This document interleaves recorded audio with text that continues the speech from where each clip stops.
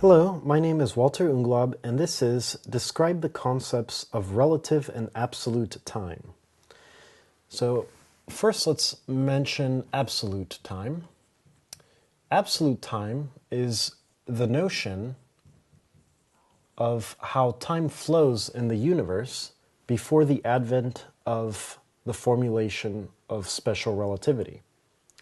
So with absolute time, we say that in a given inertial frame, meaning no acceleration, so either in this coordinate system, a person is not moving or moving at a constant velocity, if we compare this frame to another frame of someone walking at a constant velocity relative to this person, then the passage of time for each of these people is the same.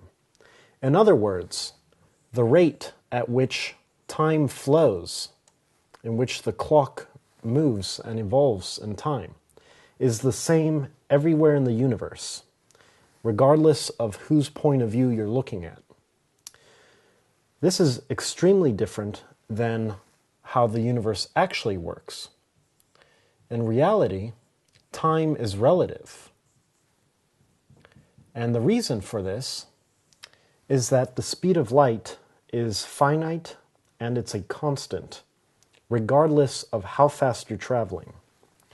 So, because the speed of light denoted by c is not infinite, but rather is finite, and it's the same in all inertial frames, then let's do the same comparison. I have my lab frame, so we have a person with a watch, and they observe the frame of someone traveling at some finite velocity v, but let's say this velocity is very large, close to the speed of light. It turns out that some interval of time in the lab will not be the same as some interval of time observed in this frame from the lab's point of view.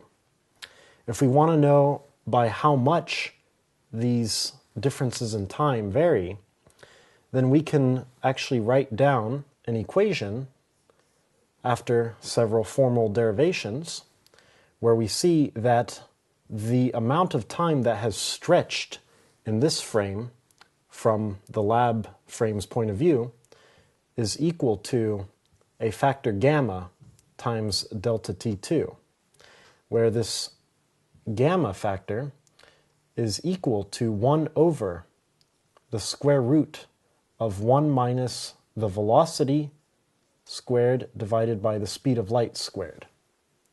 So we see that as this velocity approaches the speed of light, then this denominator will start to get smaller and smaller, meaning gamma becomes larger and larger.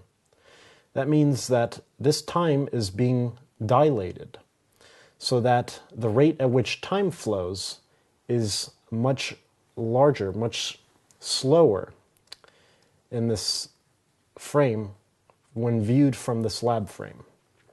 So we see that time is relative, and this is due to the aforementioned reasons, where the speed of light is finite and the same in all frames. My name is Walter Unglob, and this is Describe the Concepts of Relative and Absolute Time.